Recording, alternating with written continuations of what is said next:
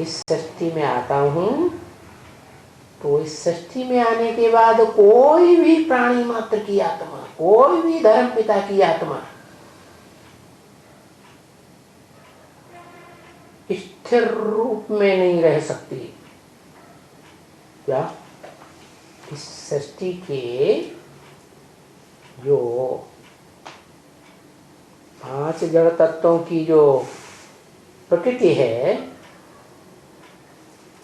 वो 3 अवस्थाओं से पसार होती है, सतो प्रधान, सतो सामान्य, रजो और तमो।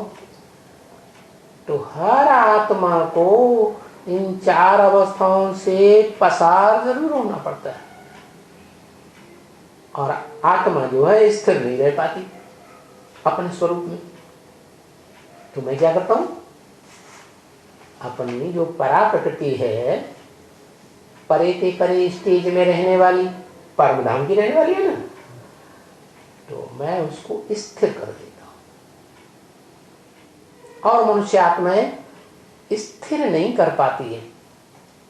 यहां तक कि जिस हीरो पार्टधारी में मैं प्रवेश करता हूं, अर्जुन में, आदम में,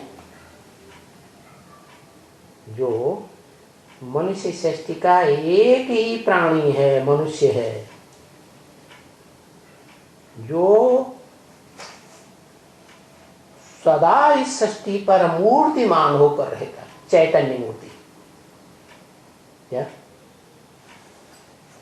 उस मूर्तिमान में, साकार शरीर के रथ में, शरीर रूपी रथ में मैं प्रवेश करता हूं।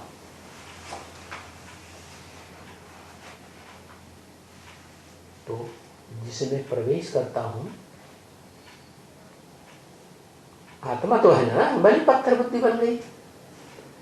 तो आत्मा जो है उसकी, वो भी इस सृष्टि में क्या है, परा प्रकृति है।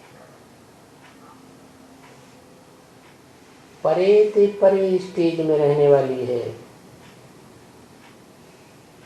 आत्मिक स्टेज में पहले परमधाम में पहुंचती है, परमधाम की स्टेज है।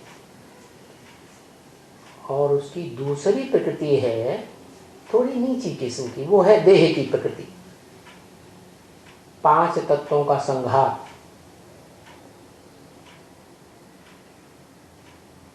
दोनों ही प्रकृति इस मनुष्य सृष्टि में क्या एक जैसी तो नहीं होंगी। जो परा प्रकृति है वो आदि से लेकर के अंत तक अब व्यभिचारिणी पार्ट बजाने वाली माता है। प्रकृति माता है ना, शरीर का रूप है ना। तो दूसरी जो है अपरा प्रकृति, थोड़ी नीचे किस्म की, वो कैसी है? इस सृष्टि रूपी रंगमंच पर सदा काल आत्मिक स्टेज में नहीं रह पाती। जो हेवनली गॉड फादर शिव इस सृष्टि को स्वर्ग बनाते हैं, तब तक तो आत्मिक स्टेज में रहती है। क्या? नीची माता का पार्ट बजाती है। जैसे स्वर्ग में सबसे ऊंचा पार्ट बजाने वाले लक्ष्मी नारायण, 16 कला संपूर्ण। तो वो जो लक्ष्मी है वो तो नारायण की क्या हो गई, महागौरी का पार्ट बजाने वाली परा प्रकृति हो गई। लेकिन उस लक्ष्मी से जो बच्चे की पैदाइश रचना की होती है, सतयुग की आदि में, जो शास्त्रों में पीपल के पत्ते पर कृष्ण दिखाया जाता है, वो कृष्ण की रचना होती है, पैदाइश होती है। तो उस बच्चे को संभालने का काम वो प्रकृति करती है। क्या क्या कहा? पैदा करने वाली माता अलग और उसकी सेवा शुश्रूषा पालना करने वाली ये माता अलग। जैसे आज भी दुनिया में होता है, राज परिवारों में होता रहा। हिस्ट्री उठा के देख लो राजाओं की, एक जन्म देने वाली माता, दूसरी दाई माँ। बच्चा पैदा हुआ और पटाख से आगे उठा लिया। तो ऐसे ही ये जो अपरा प्रकृति है वो थोड़ी नीचे किस्म की प्रकृति है। वो है देह की प्रकृति, देह भान वाली। देह भान नहीं छूटता और वो बढ़िया किस्म की जो है वो आत्मिक स्थिति वाली है। सृष्टि के आदि काल में भी लक्ष्मी नारायण का कंबाइंड रूप विष्णु रूप है, जो आदि सो अंत में भी, अंतिम जन्म में भी वो कितने भी तमो प्रधान कही जाए तो भी दुनिया के अन्य प्राणियों के मुकाबले कम ही तामसी बनती है। माने विष्णु रूप ही होकर रहती है। पति पत्नी की दोनों की संस्कार मिले हुए रहते हैं, झगड़ा नहीं होता। नहीं तो देखो आज की दुनिया में क्या है, किसी भी घर में चले जाओ, पति पत्नी में वाचा का झगड़ा जरूर हो जाएगा, दृष्टि तरह तरह की बातें करेंगे, हैं? कम से कम नहीं तो संकल्पों का टकराव तो जरूर हो जाता है। लेकिन वो ऐसी परा प्रकृति है जिसका कोई प्रकार का विरोधाभास नहीं, पूरी सहयोगी, जीवन संगिनी जिसको कहा जाता है। जीवन संगिनी माने जीवन में साथ निभाने वाली संगिनी या धोखा देने वाली? साथ निभाने वाली। तो उसका नाम शास्त्रों में रखा गया पार्वती। क्या?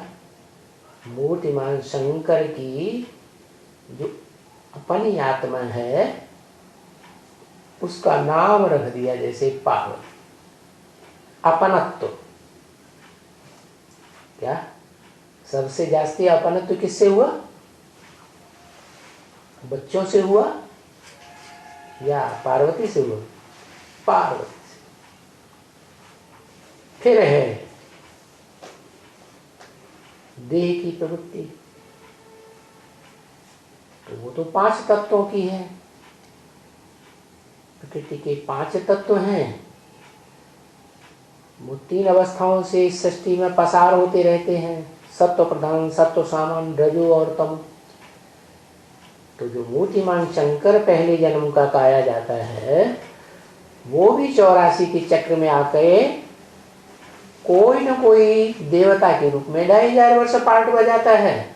फिर 2500 वर्ष के बाद जो नरों के द्वारा बनाई हुई नारकीय सृष्टि बनती है द्वैतवादी द्वापर युग से, तो उसमें फिर आत्मिक स्थिति से नीचे आ जाती है। जो मुसलमानों में एक बात बनाई हुई है आदम और ईव की,